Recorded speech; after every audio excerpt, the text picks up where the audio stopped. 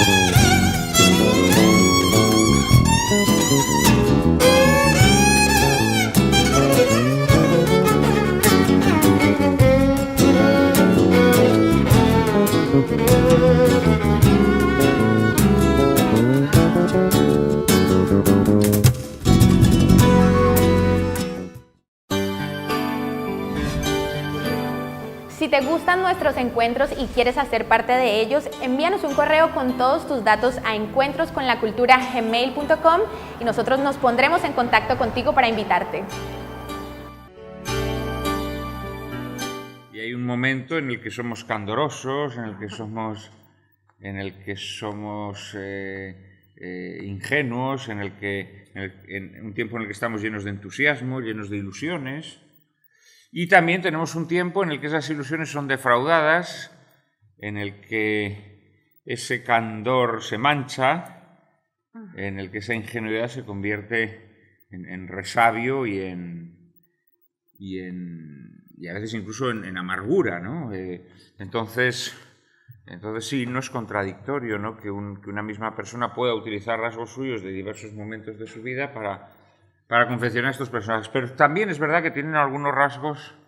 Octavio Saldaña también tiene rasgos de maestros a los que yo traté en mi juventud, claro. Puesto que la novela es la relación entre un maestro y un discípulo, pues hay rasgos de escritores a los que yo traté en mi juventud, y efectivamente pues algún rasgo de Umbral y de Cela tiene. ¿Llegaste a ver a Umbral afeitándose en las reuniones? Yo es que trabajo conmigo en Diario 16 y tengo la imagen de haciendo los titulares de primera afeitándose a las 10 de la mañana y en la redacción con la maquinilla. Yo eso, tanto a esas intimidades no he llegado, querida Amparo. Yo, no obstante, Umbral presumía de no haber dado ni una noticia en su vida. No me creo que diera titulares de primera página. Pues hacía estaría escuchando lo que hacíais vosotros mientras trabajabais, él andaría mariposeando por ahí.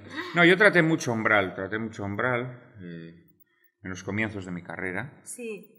Y tuve una relación con él muy intensa, que también fue una relación que empezó muy bien y acabó muy mal, ¿no? ¿Por qué?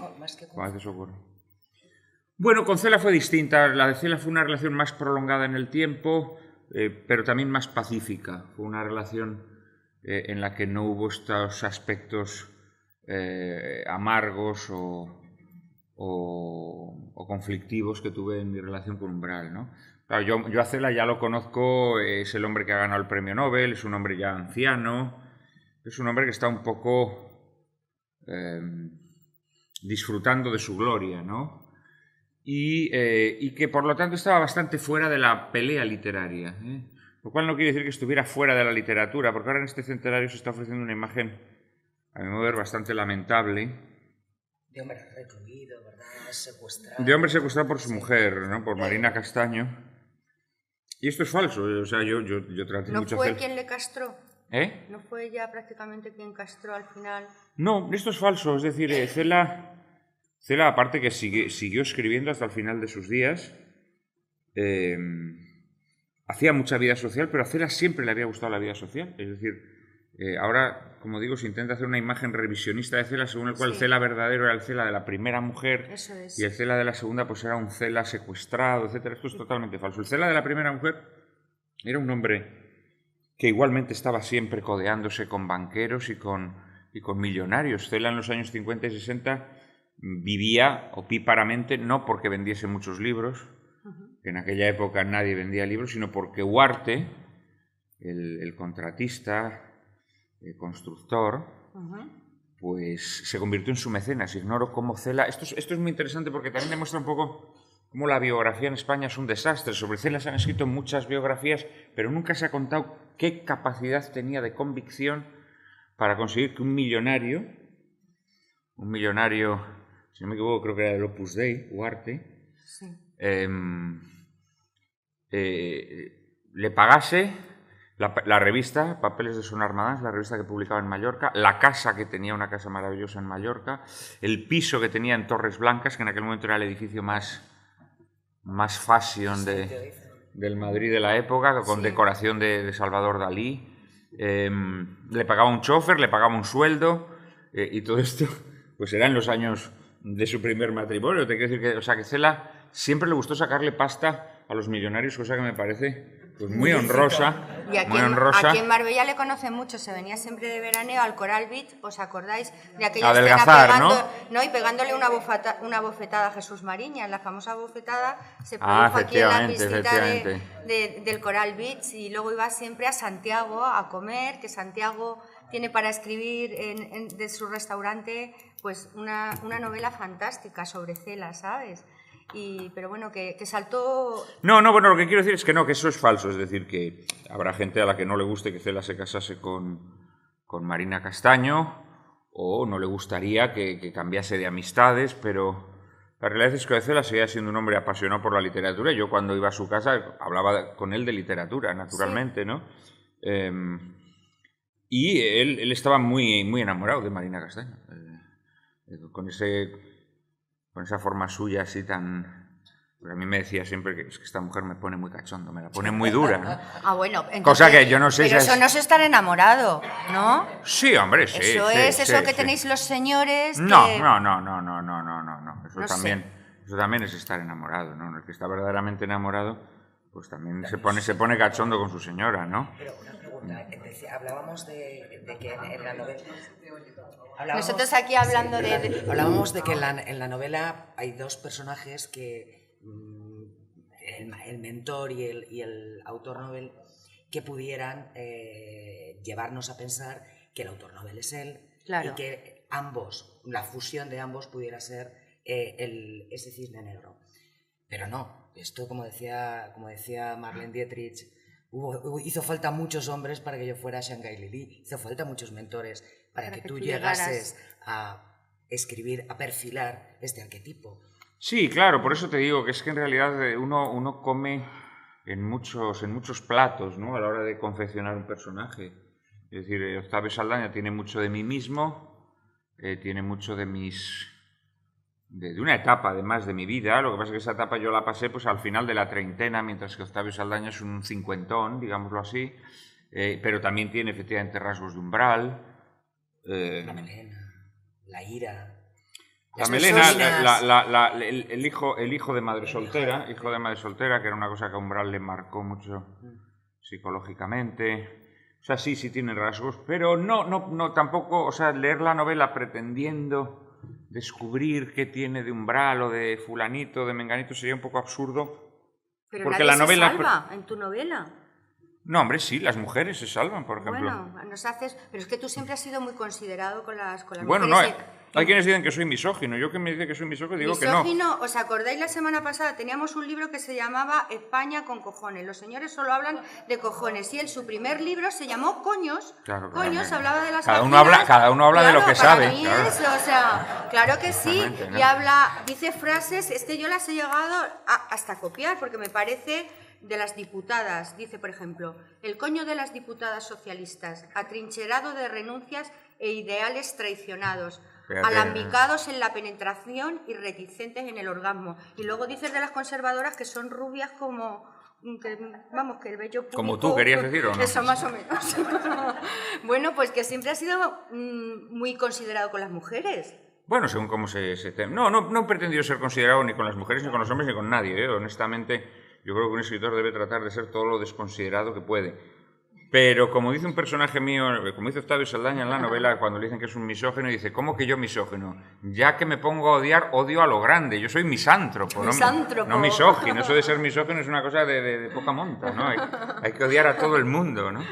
Pero no las tratas tú mal. Las novelas no, en absoluto, es más, las tratas con exquisitez. Vamos a ver, en esta novela yo os diré que las mujeres lo que representan frente a la locura un poco obsesiva en la que se meten los dos protagonistas masculinos, yo creo que las mujeres lo que representan es la cordura, ¿no? Es la salvación, es el realismo, es decir, es el estar un poco con los pies en la tierra y alertar al pobre Alejandro Ballesteros, amarles, efectivamente, pero al mismo tiempo dándose cuenta de que son personajes que están un poco perturbados, ¿no? por su pasión literaria. Entonces, no, son los personajes más luminosos de la novela, me atrevería a decir, incluso Rosario, que es un personaje que tiene un pasado de gran sufrimiento, pero también es un personaje luminoso de alguna manera, ¿no? O sea que no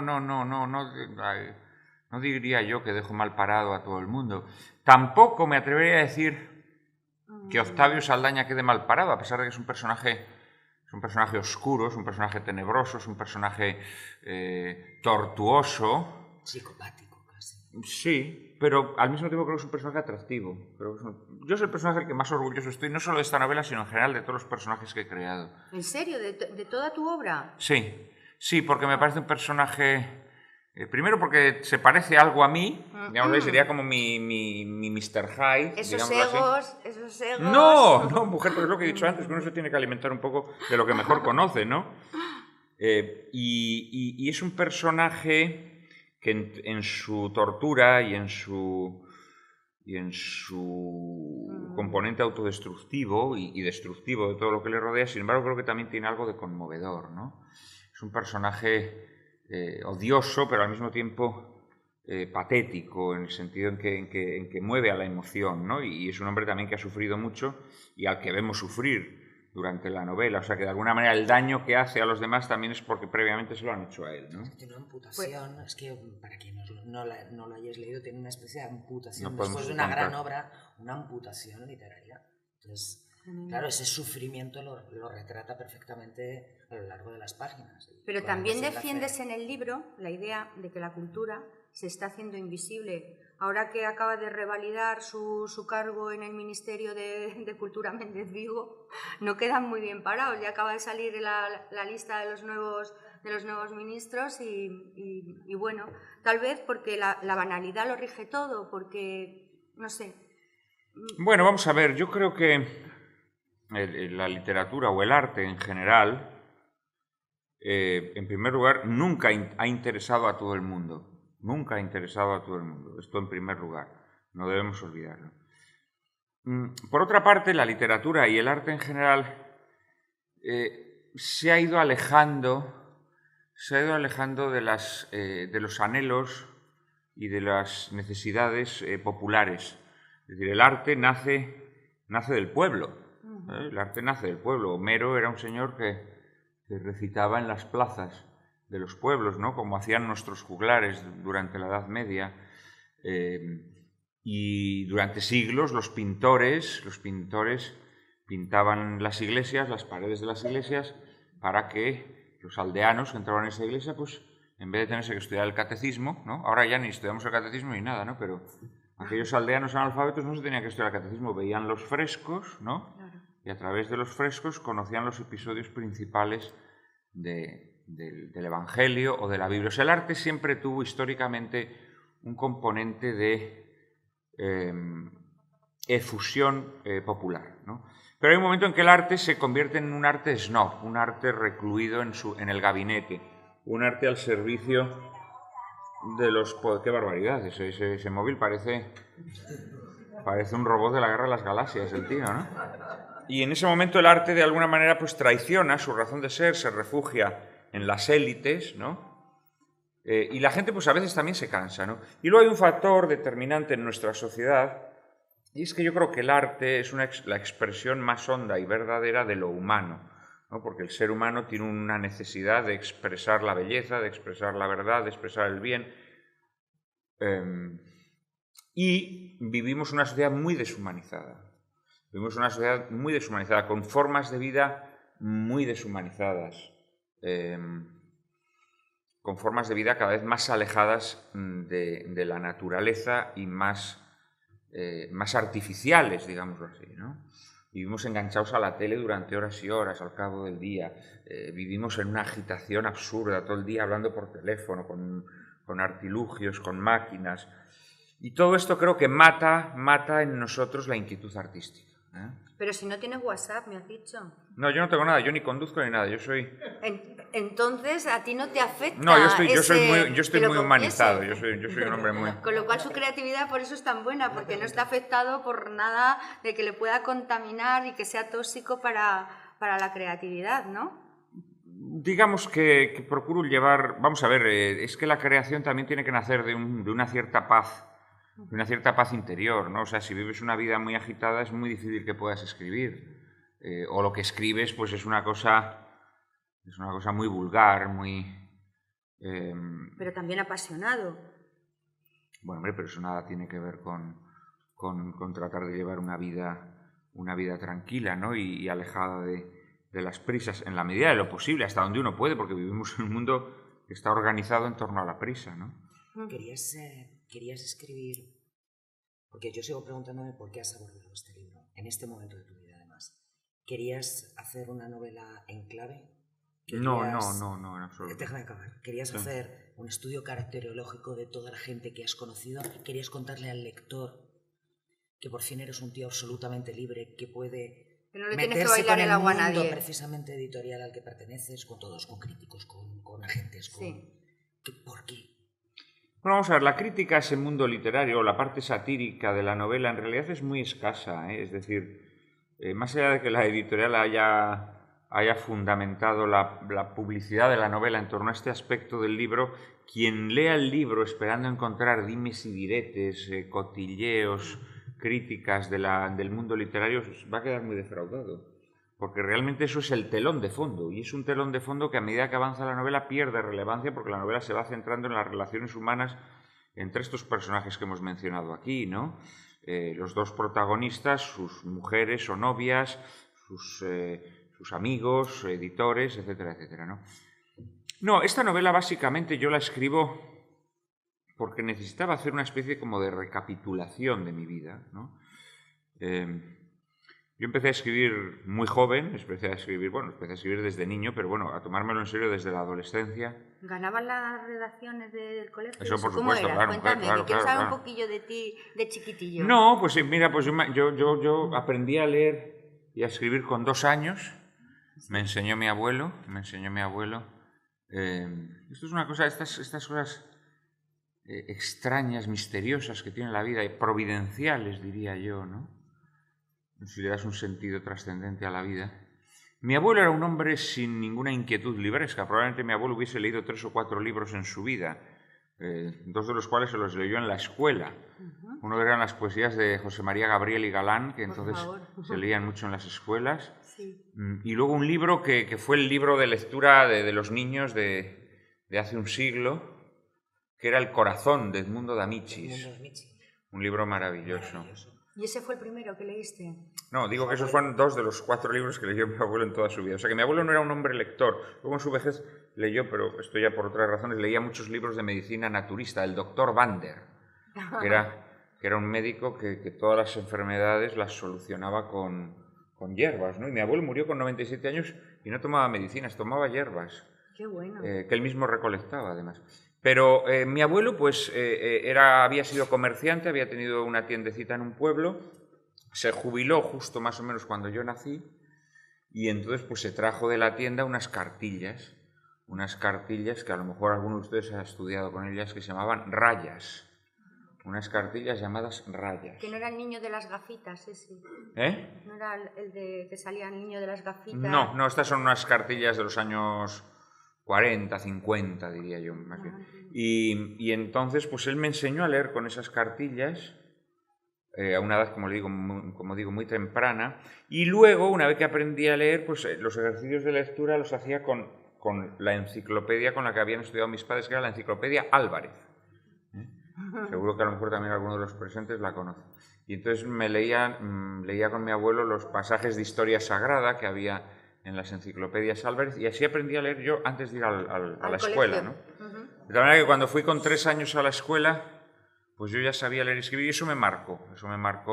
¿Te llamaban repelente niño Vicente o no? No, porque tampoco era muy repelente, no. Lo que pasa es que, claro, inevitablemente en ese momento, cuando tienes 3 años y sabes leer y escribir con niños que apenas saben balbucear, Claro, pues eso de repente te conviertes en casi como en un personaje, como en una especie de guía, ¿no? Porque claro, yo podía leer los letreros de las calles, ¿no? El gurú en Zamora. Hoy no te dejarían, ¿no? ¿Eh? Hoy ya sabes que no te dejarían. No, ya a mi abuelo lo habrían metido en la cárcel. cárcel. 4 o 5 años, ¿no? Por corruptor de menores. Pobre hombre.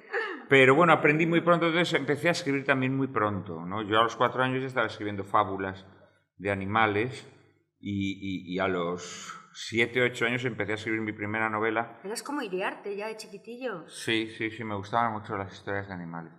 Y a los 7 o 8 años hice una especie como de imitación de las aventuras de Tom Sawyer. Y luego, pues nada, pues empecé a escribir poesía en la adolescencia, y luego ya a partir de los 14, 15 años empecé a escribir cuentos, relatos. A los 16 años gané mi primer premio literario. Eso, te iba a decir, ¿a qué años?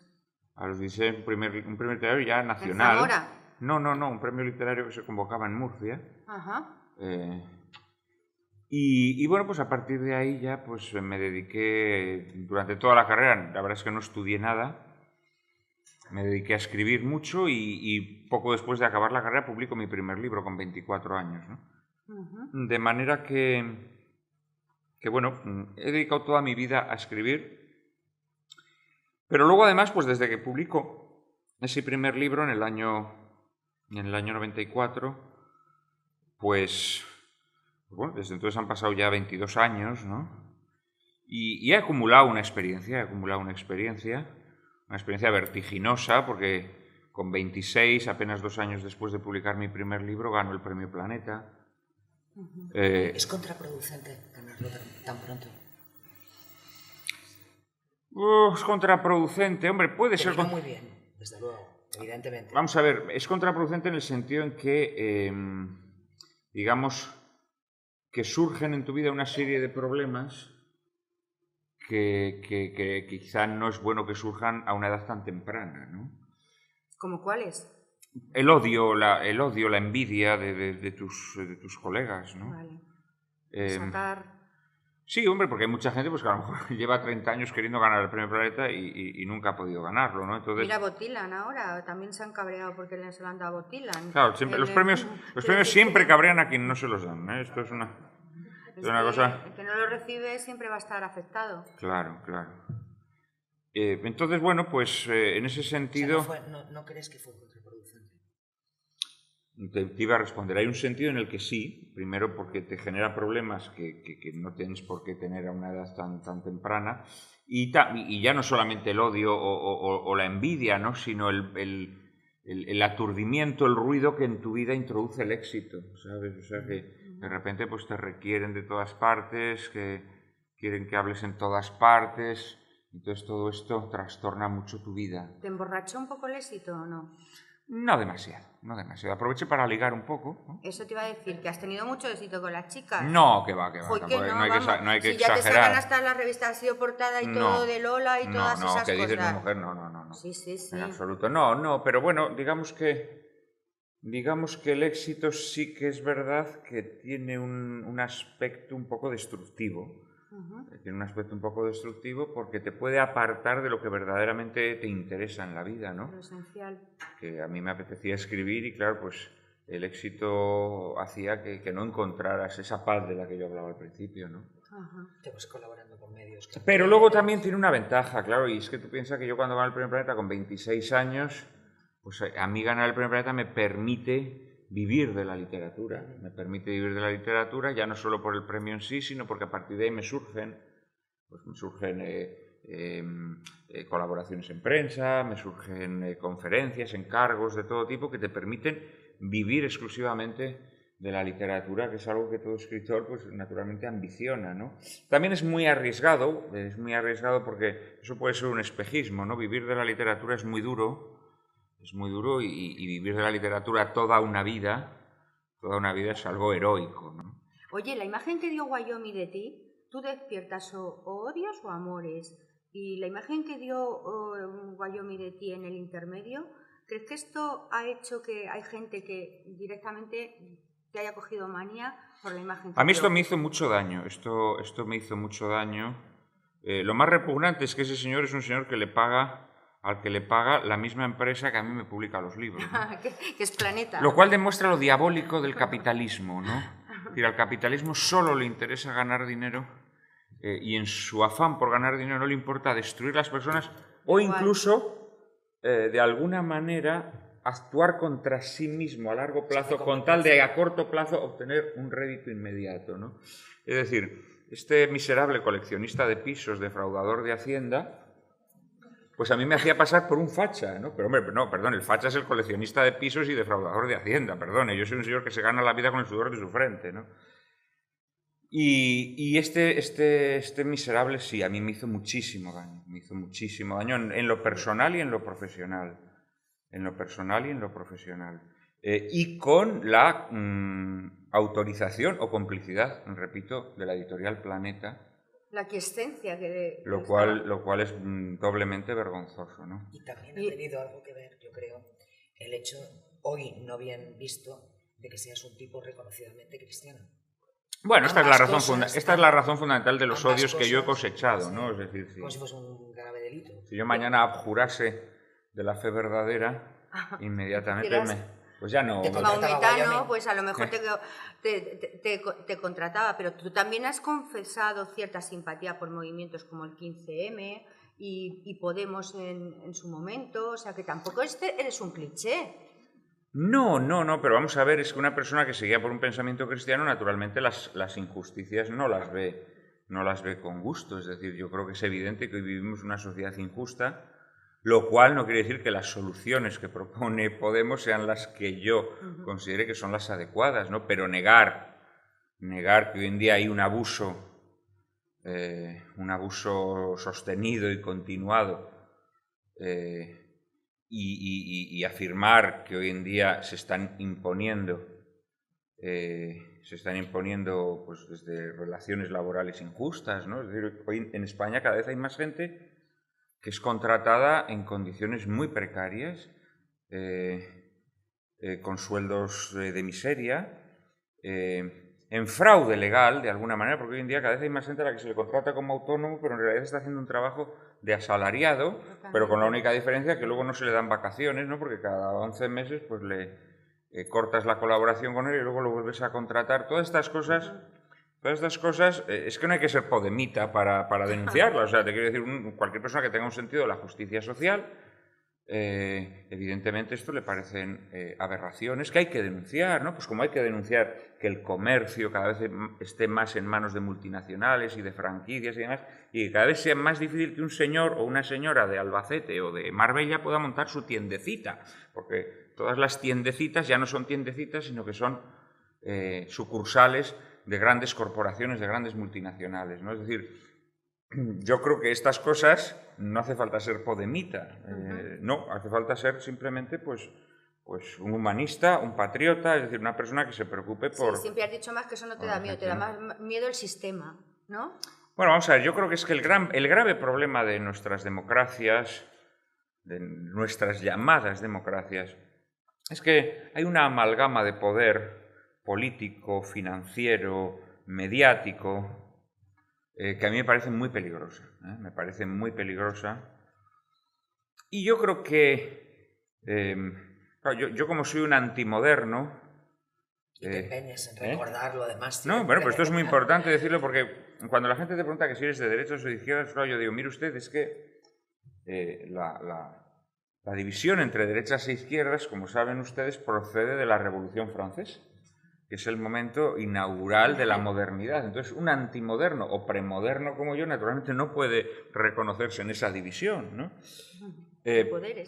Entonces, no sé a qué venía esto de que soy sí, por lo de antimoderno. Ya, pero ¿a qué saqué lo de que era antimoderno? Que como te vea agua yo me iba a decir que ya tienes Alzheimer, esto no puede ser, Sí, sí, no lo sé. O sea, como esto se le va en un planito... Porque lo estaba haciendo... No, bueno, lo que quiero decir es que yo creo que en estos momentos, muchas veces la división ideológica que se respira no solo en España, sino en todos los países occidentales, con frecuencia es una especie de carnaza que se le arroja a las masas para mantenerlas entretenidas y dividirlas, porque de esa división muchas veces se alimenta la fortaleza de quienes verdaderamente mandan, ¿no? El poder económico. Es ese poder económico respaldado por un poder político y con el poder mediático haciendo de vocero o de heraldo, ¿no? Entonces, yo muchas veces pienso que la salvación de nuestro mundo pasaría por una mayor unión popular. Y si no, estos días se estaba formando el gobierno, pones la cobra de Bisbal y ya tienes a todo el mundo hablando los de medios, tema, claro, y ya los medios de comunicación desempeñan un papel muy importante en la cretinización de las masas, ¿no?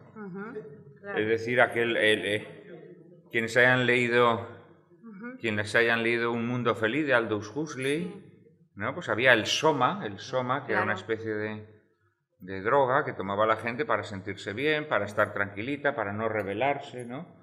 Y hoy en día, pues el soma, de alguna manera... Es la televisión. Son no solo la televisión, la tecnología también. O sea, muchas veces, por ejemplo, se dice que Twitter, que es el nuevo instrumento, la nueva arma que tiene la gente frente al poder. Mentira. Twitter es un instrumento del poder para que la gente se desahogue, diga burradas ahí, diga todas bestialidades y luego ya esté tranquilita. Ya solo hay algo bueno. Desahogada. Que parece, dentro de cada español que no insulta, es verdad que hay un guionista. Si tú no lees Twitter, pero te lo contará, no lo leerás luego en prensa, y es cierto. No, pues... Y es cierto que algunos tienen muchísima gracia cuando no insultan. Bueno, no, pero bueno, por supuesto, porque además el español es muy ingenioso, claro que sí. También es curioso, ¿no?, que la forma de expresión más prototípica de nuestra época sea el tuit, ¿no? Eso es. Cuando hay cosas que no se pueden explicar en un tuit. Un soneto no cabe en un tuit.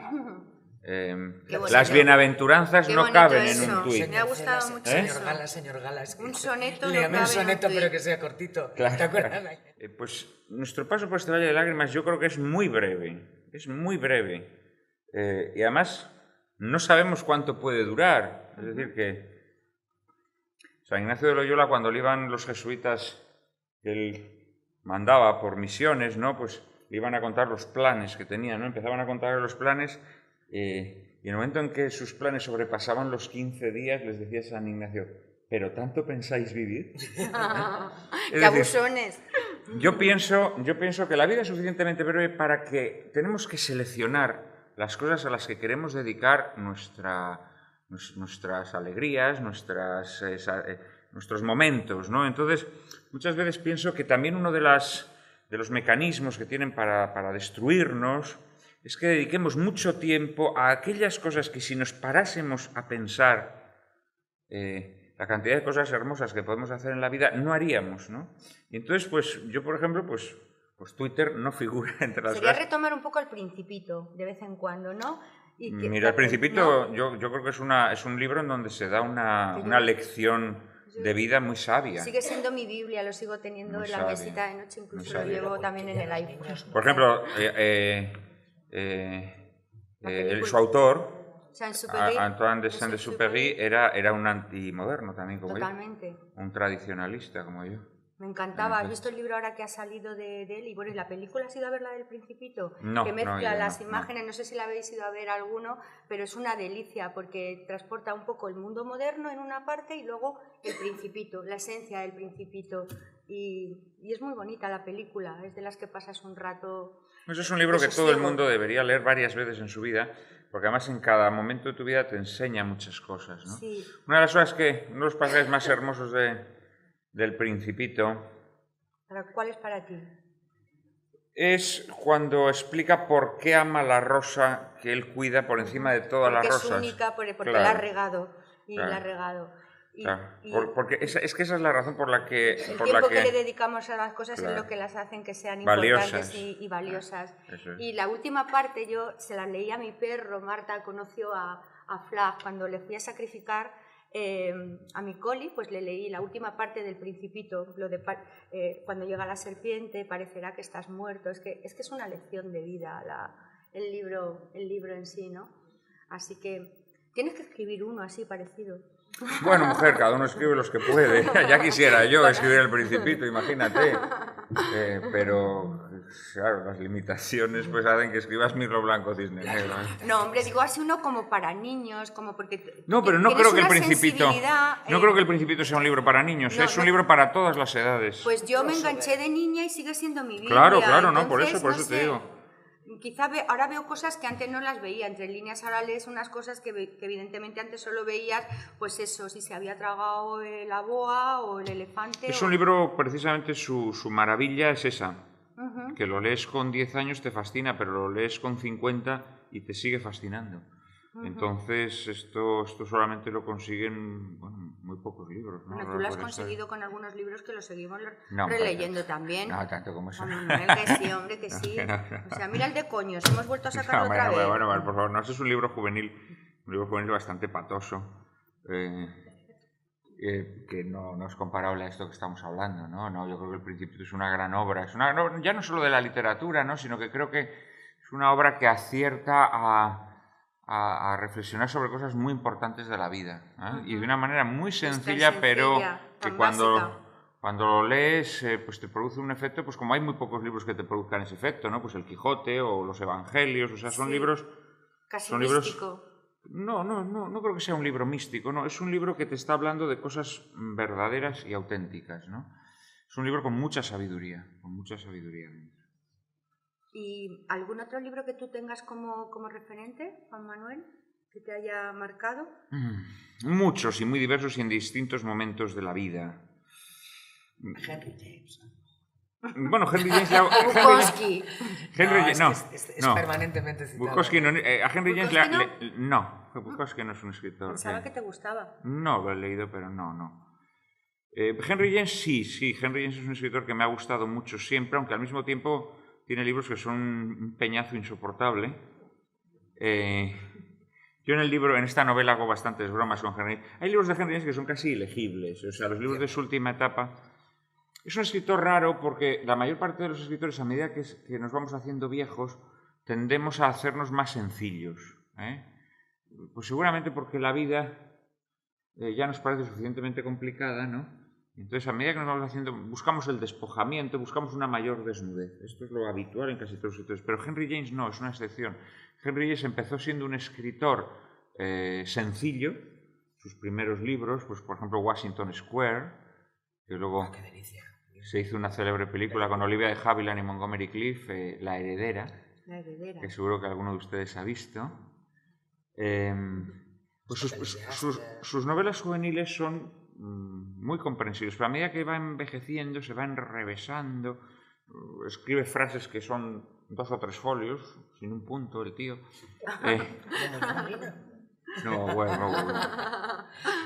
Y se va, pero sí, es un escritor que me gusta, aunque no figuraría, digamos, en los escritores que más me han marcado, aunque sí es un escritor que he leído mucho y del que he aprendido mucho.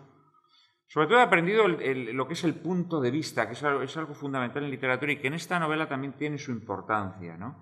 Y es que cuando leemos una novela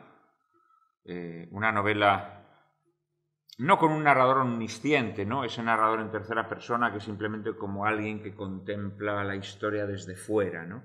Pero cuando la novela nos la cuenta uno de los personajes que participan en la historia, nosotros no podemos caer en la ingenuidad de pensar que lo que nos está contando es una visión imparcial. Nos está contando la historia desde su punto de vista, como hacemos todos cuando contamos una historia. ¿Cuántas veces nos ha ocurrido que 2 amigos se pelean, ¿no? Y entonces cada uno viene a contarnos la versión de esa pelea. Y parece que te están contando historias distintas. Diferentes, como si hubieran ocurrido en sí, distintos hemisferios. Como si fueran cosas que no tienen nada que ver entre sí, ¿no? Claro, ¿por qué? Porque te la están contando desde su perspectiva. Entonces,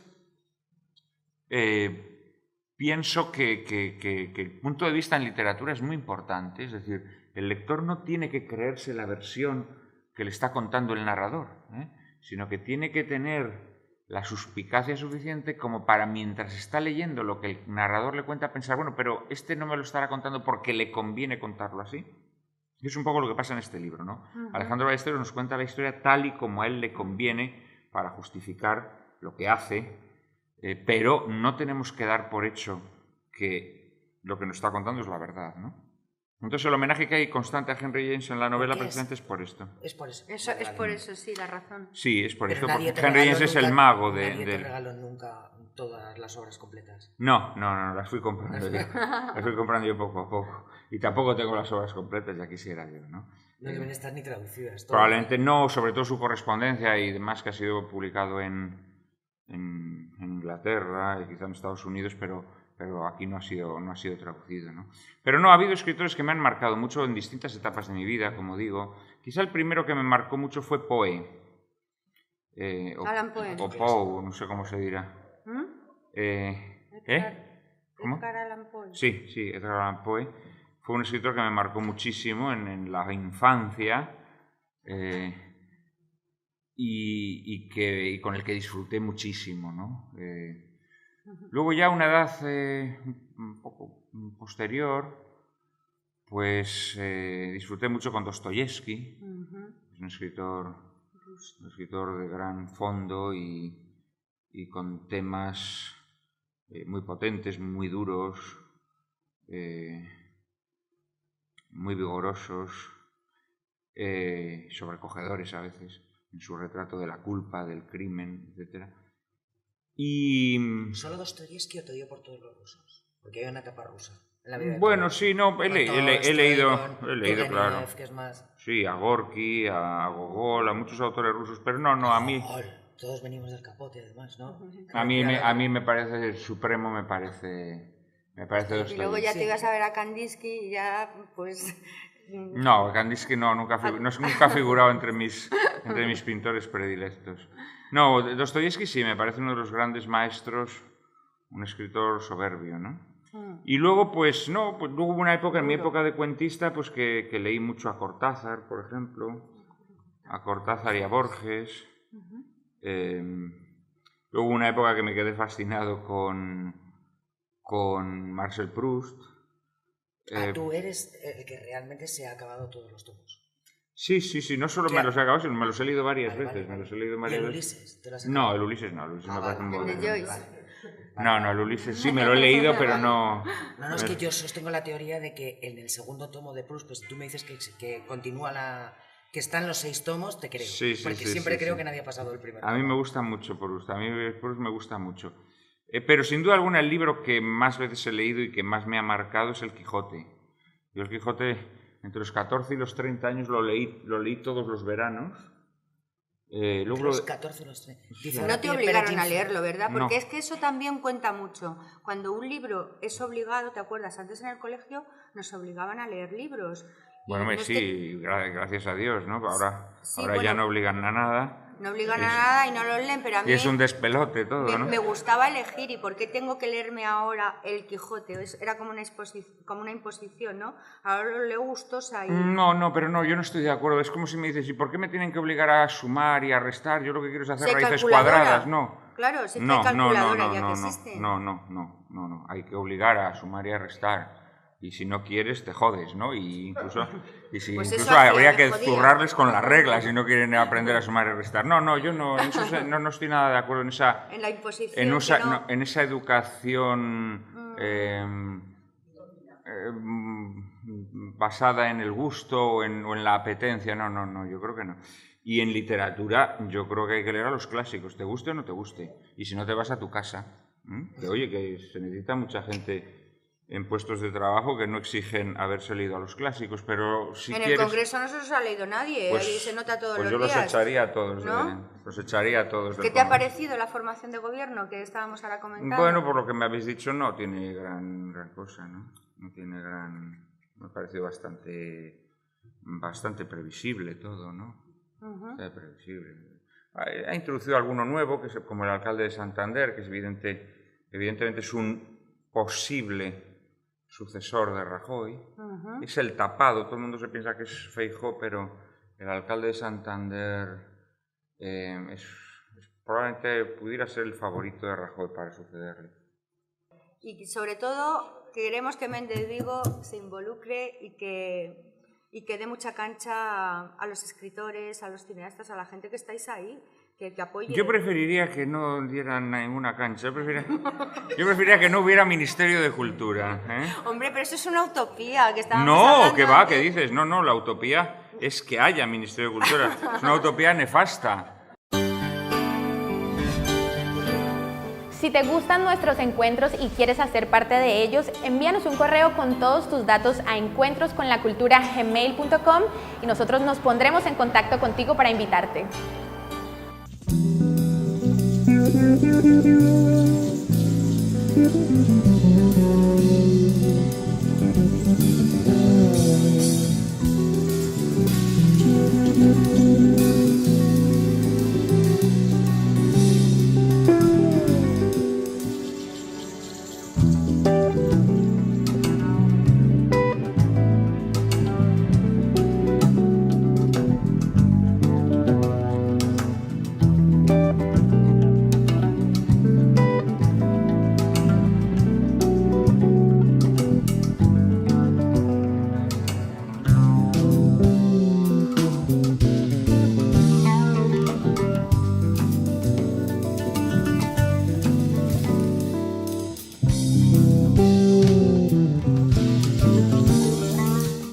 te ha parecido Juan Manuel?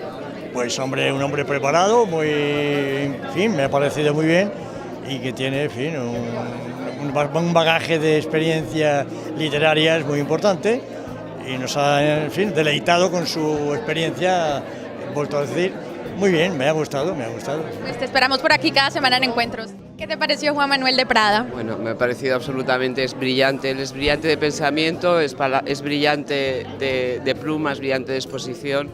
Yo creo que ha sido un encuentro interesantísimo. Bueno, y tú que estás con nosotros cada semana apoyándonos, puedes ver la variedad, por ejemplo, en nuestros invitados. Es fantástico porque es eso, tienes para todos los gustos. Hoy era un nivel intelectual muy importante, el anterior era muy divertido, muy ameno y bueno, pues nada, yo encantada.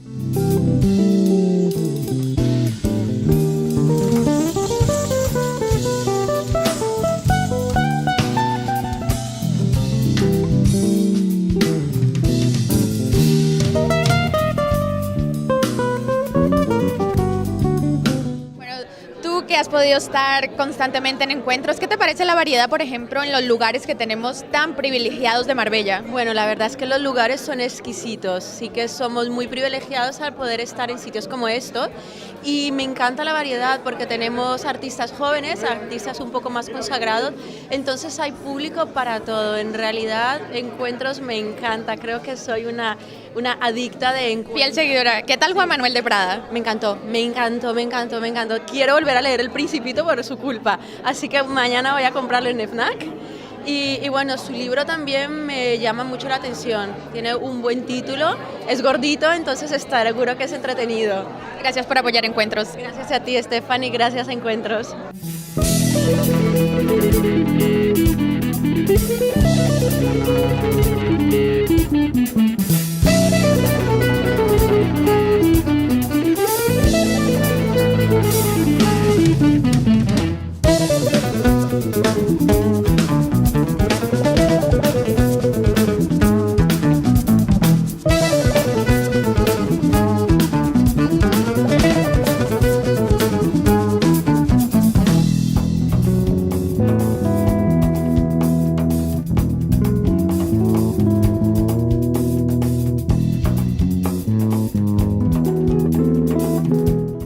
Que te veo constantemente aquí en los encuentros. Ajá. ¿Qué te ha parecido hoy Juan Manuel de Prada? Pues muy interesante, la verdad es que ha cambiado un poco la impresión que yo tenía respecto de lo que pensaba de él. Pensaba que era un tío así un poco más redicho, más cursi, pero lo he visto como un tío más afable, más... Me ha gustado, no sé, ha sido interesante. Tenemos variedad en los encuentros con nuestros artistas. Totalmente, sí, sí. Escaladores, escritores de distinto tipo, todo muy... La verdad es que bastante interesante. Pues esperamos seguirte viendo aquí cada semana. Seguro que sí. Gracias. Muchísimas gracias.